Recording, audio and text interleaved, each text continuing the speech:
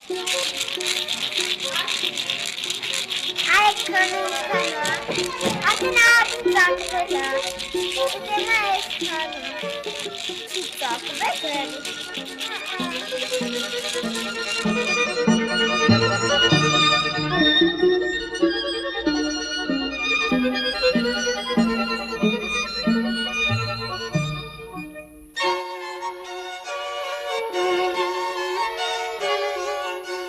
An Eastern maxim says, "A wife can abandon her husband if he goes to live where there are no apricots." The apricot is an irreplaceable fruit for those who have grown it for many millennia. It is not in vain that many debates have arisen as to the homeland of the apricot. An ancient legend tells that after Noah's Ark came to rest on Mount Ararat, that an apricot seed came out from a crack in the wood and rolled down from the peak of the mountain to the base.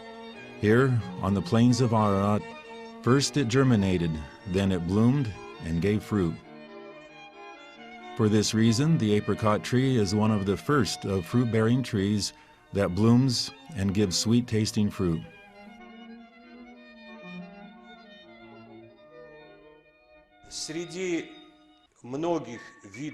Among the many species of cultivated plants that have been produced by Indo-European peoples on the territory of West Asia, the apricot tree stands out first and foremost. Over the past 200 years, several debates have arisen about the beginning of the cultivation of the apricot in this territory. Many scientists, including the well-known vineyardist K.F. Kostina, conclude that the cultivation of the apricot took place far from the West Asian center of plant cultivation, but toward the east, in the center of origin of cultivated plants, more precisely, in the territory of current China. As a fruit, the apricot appeared in China 4,000 years ago. It is noted in historical records that the apricot was the favorite fruit of Emperor Chezhou, and that General Chang Qian brought the apricot to Central Asia in the 1st century before Christ. A great majority of researchers attest that thousands of years ago, dried apricots were an important part of the diet of travelers, reaching the territory of current Armenia. Today, in several nations of the Caucasus and Central Asia, as well as in Armenia, it is accepted to dry the fruit of apricots along with their pits. So in reality, it is interesting how it happened that the fruit became a tsiron, because the word for apricot isn't Indo-European, but Armenian, as an Indo-European language, had to have a certain word, yet a word that had roots in the Caucasus was used. This word probably goes back to prehistoric times. There is also another language of the Caucasus, of the Khuris, where the word for tsiron might have come from. If not, the word could have come from Urartian times. But today, several people of the Caucasus use the Armenian word for apricot, and due to the apricot's importance in Armenian culture, everyone thinks the word is Armenian.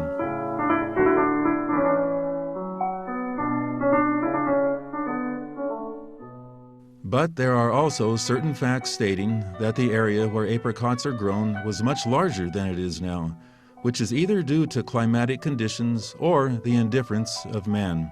Isn't it the case that the apricot tree is drought-resistant and sun-loving, yet doesn't tolerate the presence of other kinds of trees, the shadows and dampness existing in forests, and is harmed by fungal diseases? At the same time, the tree doesn't tolerate desert conditions. For this reason, the apricot has been maintained only in more favorable places.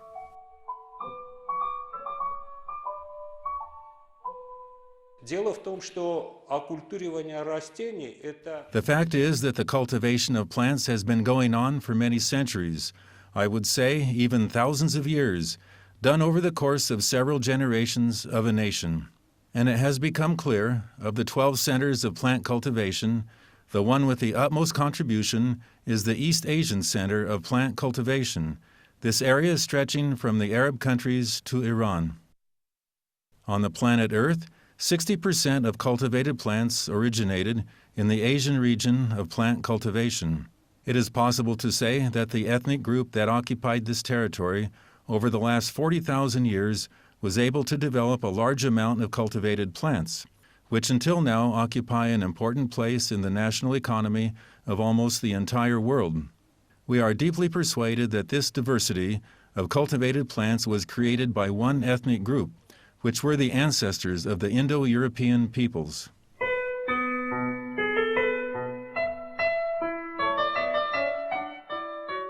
In Armenia, archaeological excavations have revealed the presence of apricot pits some 6,000 years ago.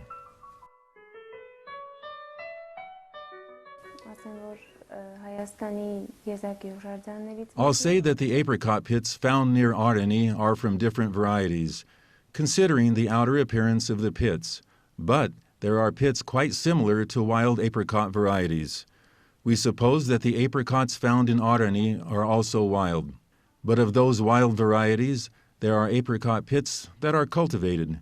From their outer appearance, I can also say that in Armenia, this cultivation took place in stages in the course of centuries, but from when and what varieties resulted from this, for now, we can't say. These are found in the context of the Copper Age. In other words, from that layer of time some 6,000 years ago. But of course, the exact age needs to be determined. I can say that along with these plant varieties, there are others we have begun to study, of which we have done radiocarbon analysis and found out they trace back to the beginning of the 4th millennium before the birth of Christ, around 6,000 years before our time. Now, concerning the apricot, what we are able to say is that this kind of research is very important for us. First, in that the apricot plays a very important part in our mentality and culture, as well as in our individuality. For this reason, it is very important to us to understand if this is the apricot that was grown 6,000 years before our time, and if so, if this is the same wild variety or not. Parallel with this, we have agreements with our colleagues to do laboratory research to find out if wild apricot varieties now growing on the territory of Armenia have a genetic tie with the wild varieties of the past, and if so, we can answer the second question, a long-lasting debate, if these apricots are the result of what was cultivated in the past, and then left uncultivated, thus again becoming wild. Then we will be able to tell the world if it is we who tended and cared for and are the source of this beloved fruit.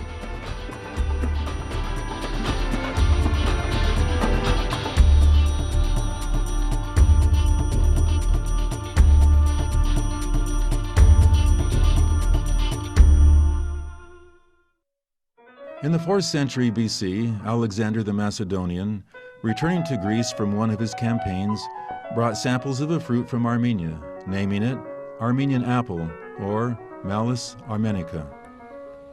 But in the 1st century BC, after capturing the second Armenian capital city of Ardashir, the Roman strategist Lucullus took with him apricot trees, which would later be named Armenian plum or Prunus armeniaca. Today, also the scientific world calls the apricot Armenian plum, Armeniaca vulgaris, or Prunus armeniaca.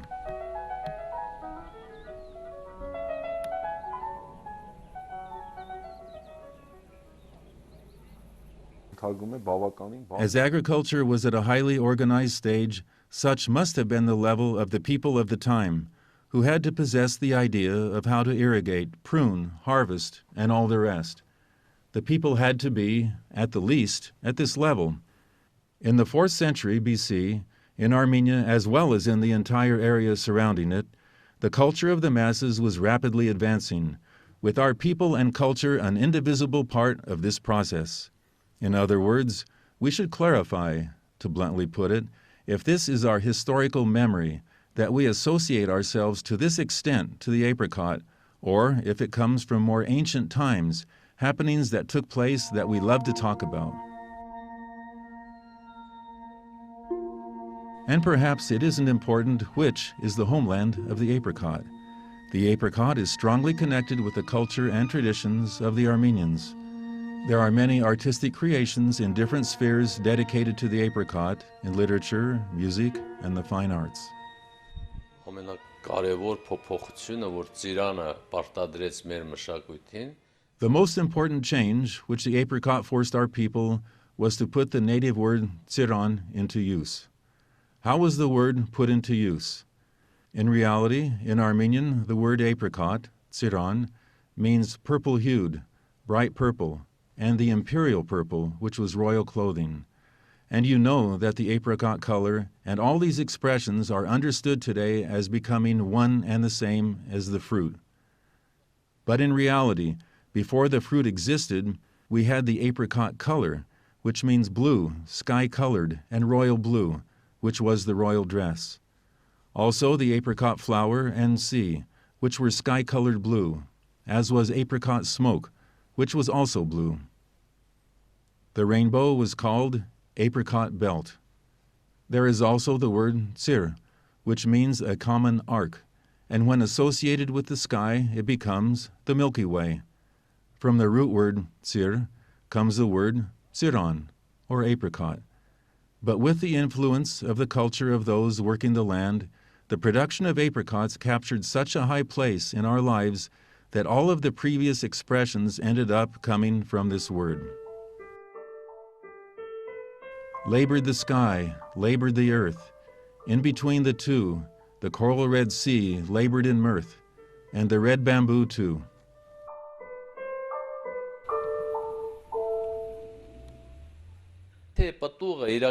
So in reality, it is interesting how it happened that the fruit became an apricot, because the word for apricot isn't Indo-European.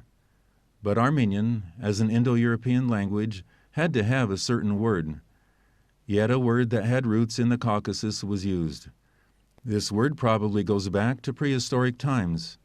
There is also another language of the Caucasus, of the Khuris, where the word for apricot might have come from. If not, the word could have come from Urartian times. But today, several people of the Caucasus use the Armenian word for apricot, and due to the apricot's importance in Armenian culture, everyone thinks the word is Armenian. For them, the word for apricot starts with a J, said chiron instead of tsiran. There are also a series of old, interesting sayings connected with the apricot. They say, wilted apricot, for a lazy person. And for someone drunk, they say, he's an apricot.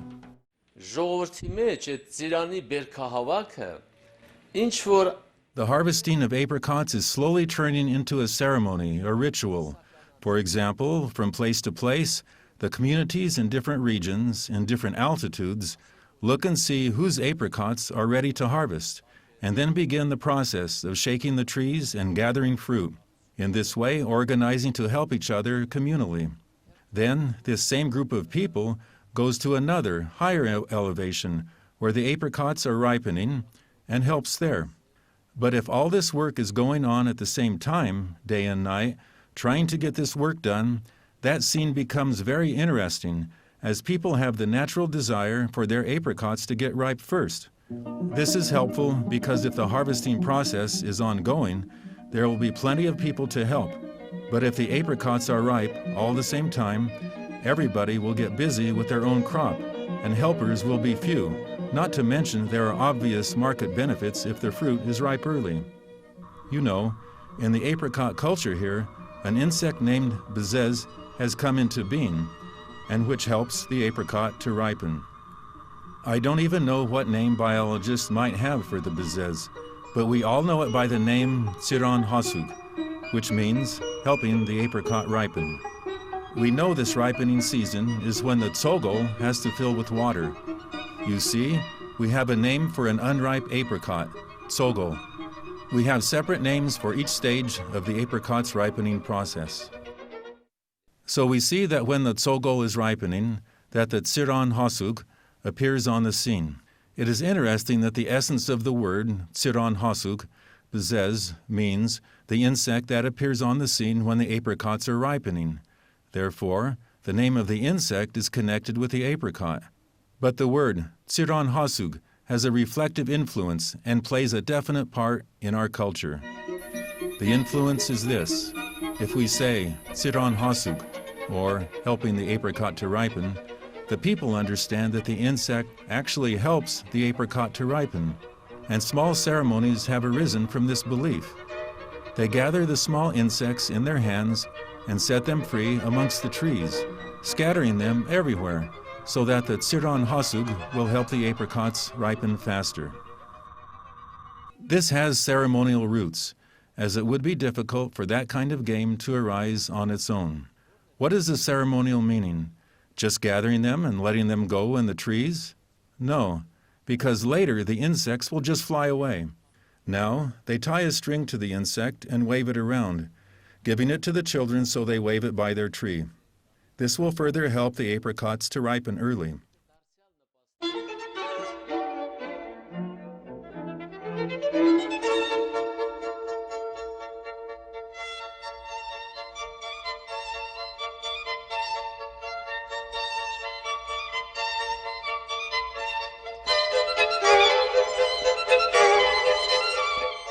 You know that the tree of life has many versions.